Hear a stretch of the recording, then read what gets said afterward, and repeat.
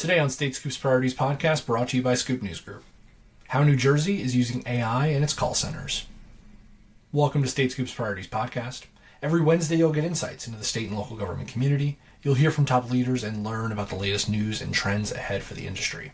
I'm your host, Jake Williams. Here's what's happening this week. Both New York and Virginia recently joined voter integrity systems, but not the same one. Virginia joined Alabama's voter integrity database, which has taken root in more conservative states concerned about claims of non-citizen voting.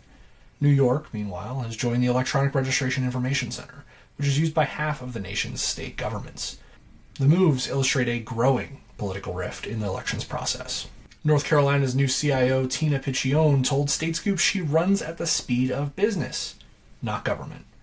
Piccione, who stepped into the role of CIO in January, said she's learned a lot in her first 6 months, and now she's getting ready to embrace digital service growth and AI changes. Federal staffing cuts at the Federal Emergency Management Agency and the National Oceanic Atmospheric Administration could hinder state and local government coordination and impede public warning systems during natural disasters, according to an emergency response expert. Though the exact extents of the impacts remain unclear, the firings of more than 1,200 employees from the agencies will surely strain the agency's emergency alert systems, according to Ratna Doherty, an assistant professor at the University of South Florida. You can find these stories and more at statescoop.com and in links in today's show notes. New Jersey is modernizing its call centers with artificial intelligence. Dave Cole, the state's chief innovation officer, along with Joe DeLaTorre, a product manager in the state's Office of Innovation, tells State Scoop's Keely Quinlan about the modernization and what's coming next. So I would love to hear about where the idea for, the call center modernization project came from and why this improvement was needed. I guess, Dave, if you could start with that, that would be super helpful. Yeah, absolutely. A couple of years ago, we had launched a resident experience initiative. We've been working a lot with our Department of Labor on improving unemployment insurance delivery. Most of that work focused on the web. So a website to track your claim status, a website to improve the application process. We were able to do things like decrease the time it takes to apply from a couple hours, literally on average, down to less than an hour and then down to about 25 minutes.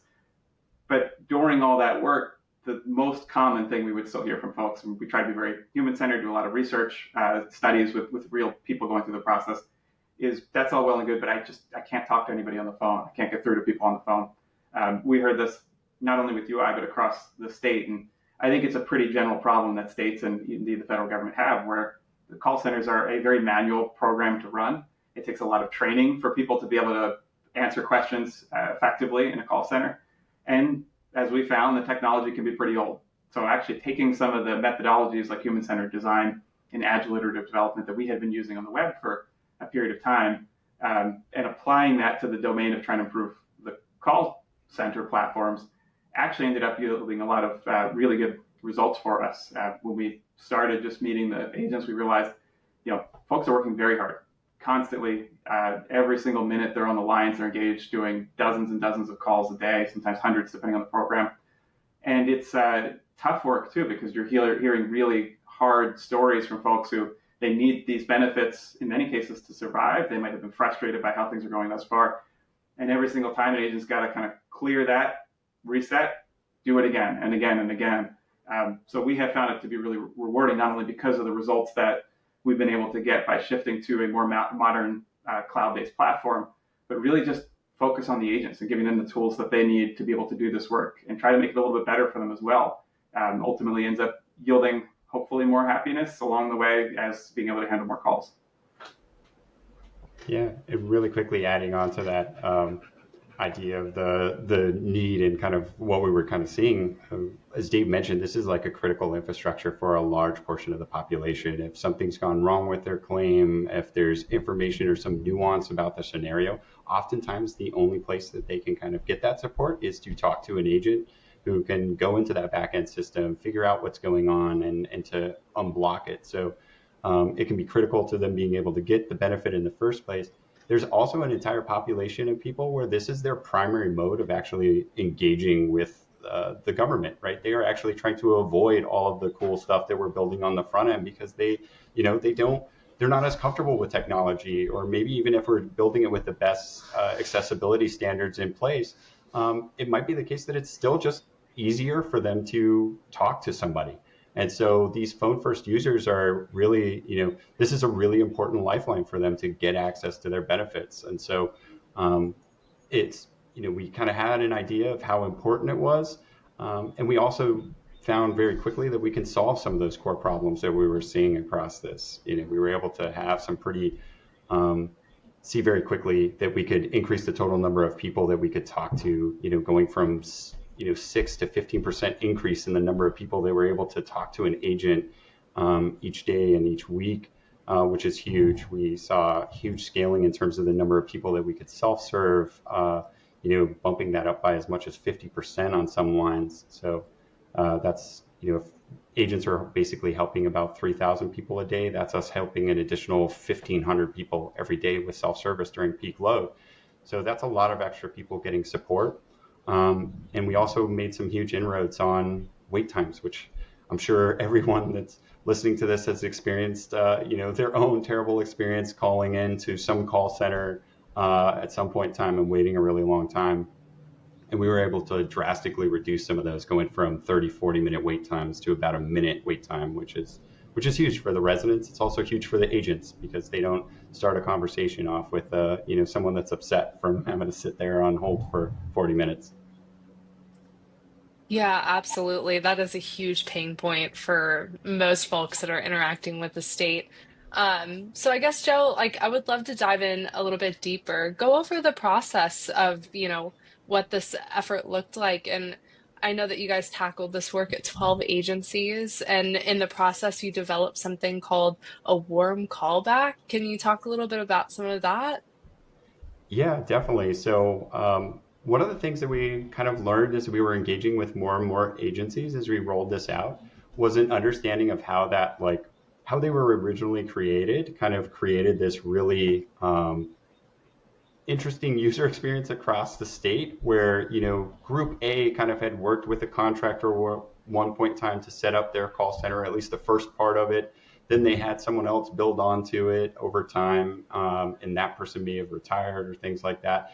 And what you ended up having is this mixed match of available features, right? We were working with unemployment insurance that had access to a call center, a call back. So we learned a little bit from their experience, but there were other agencies with the same problems without access to those tools, or some of them had great access to some of their data, some had virtually none. So this kind of, one-off approach where every person kind of built their contact center at a different point in time led to just a lot of variation in terms of what those, contact centers had available to them. So by taking this more global approach, looking at these problems across multiple call centers, identifying the ones that like we could have an impact on and kind of create this one solution that could kind of be rolled out to all of them, we were able to have a pretty big impact. One of those is the warm callback that you mentioned. So we started off, you think about a typical experience for someone, especially when there's long wait times, right? You call, you'll kind of wait 10 minutes, you'll hang up, you'll call again, you'll wait 10 minutes, and then they get frustrated, they'll hang up. And then eventually they have to, actually get through and get this done. So they'll wait on hold for 40 minutes. You think about that from the state perspective and from the user perspective, we've spent 60 minutes kind of keeping someone on hold, not even helping them, but just keeping them in, on hold. So it's extremely frustrating for them, and, it's extremely costly for us. But one of the huge trade-offs with the traditional callback, which is this, what we refer to as a cold callback, is that when the agent finishes a call and they're ready to take a new one, they'll pick up the phone, and what they'll actually hear is the dial tone. So they'll hear it dial out to pick up and connect to somebody. So you think about that, that's your phone ringing a couple of times. Maybe you get it out of your pocket, hit answer. That's like 20, 30 seconds, maybe, of agent time just kind of sitting there and sitting around, not able to help the user. So it ends up creating this trade-off between, you can use the callback and reduce wait times, but you're going to help less people a day because you have more of this downtime for the agent where they're just kind of sitting around waiting for the phone to connect.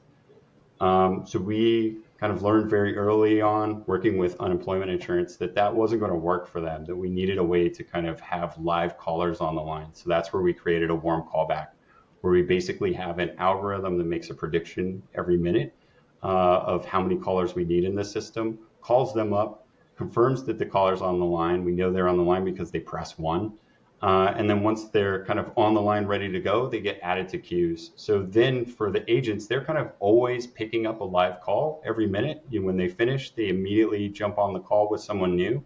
And for the user, they're only waiting between 1 to 2 minutes on average. So it's like the best of both worlds, where we get to reduce the wait time, reduce some of the costs, but still help the same amount of people a day. And that's been huge. And that's when we created it once, and then we're kind of slowly rolling it out to all of the other call centers once it was developed.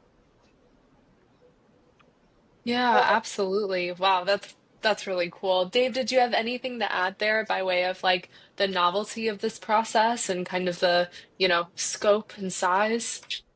Well, it actually serves people better in that they're not having to wait on hold.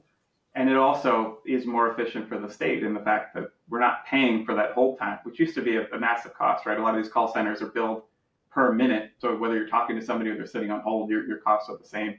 And I would say that, it goes back to that kind of human-centered design approach that we had been doing for a long time on the web, where we were really focused on making sure that we understood the problem. The problem was people needed to have confidence in the system, whether they were going to wait on the line or get a callback. They needed to know that somebody was actually going to follow through, because a lot of times what we would hear is that people didn't always trust the callback, or they wanted to wait on the line because they thought that was the only way they could make sure that they weren't going to get passed over. And so we also took that feedback and tried to work in a bunch of additional features over time, like giving people a text message that lets them know that, yes, we have you in place, and we will be able to track that the call is going to come back. We try to call people 3 times before we move on to the next person. And so we've been able to build that trust over time and show people that not only is this going to be less time on hold, your place is saved, and we're actually going to make sure that we follow through with you as soon as we can. So I think we've been really excited to see, it's not just about efficiency in terms of dollars, it's actually serving people better, serving more people, and then also saving us money at the same time. Yeah, yeah, absolutely. And going back to some of those like features that you mentioned, I would be remiss if I didn't touch on AI, of course, and how maybe this is involved in the process. I know that there were some features too that were automated. So Joe or Dave, feel free to take it away on talking through some of those points, which is super interesting. Yeah. So we have a couple of interesting use cases that we've identified for especially Gen AI and the process of like rolling out these contact centers. So some of the most time-consuming parts of the process are us really kind of deep diving with the individual agencies, learning how they, learning about their subject matter area and the types of things that they work on, so we can kind of slowly construct that human-centered design menu. And oftentimes it takes weeks to kind of come to consensus on some of those things. So we created a tool to kind of fast track that process, where we can embed some of the human-centered design into leveraging Gen AI and come up with like a first draft of those menus very quickly. And the great thing about that is that, we found that just changing and improving those menus can actually yield some pretty big results just on its own. You don't need the fancy other tools, the warm callback and all of those. Just dialing those in, reducing those menus, being very targeted with your self-service can actually drastically expand the number of people that we self-serve. I mentioned earlier that 50% additional people that were able to get their answer. A lot of that is just being very targeted with our menus and not having too much in there and overwhelming users. So they're actually finding an answer quickly. So being able to use that to create that first draft and go back to our stakeholders has been really powerful. And now we're working with some of our partners so that they can use that. Oftentimes they don't have a human-centered designer on their team to kind of run ideas off of and like, hey, how should I work this into this new option into our menu in a human-centered design way? And we've been able to train them on how to use that tool to kind of get to that result. The other big and really interesting way, we actually learned a lot from some of our experience on the live chat over on the business experience side, especially during COVID. So your contact center is this amazing diagnostic tool for your program. If there's any content that's missing on your website or confusing regulation or technical issues and getting uploads or finishing an application, people pick up and call, or they're going to hit the live chat to ask you how to do it, right? So if you can tap into those insights, you can really see how you can improve things upstream.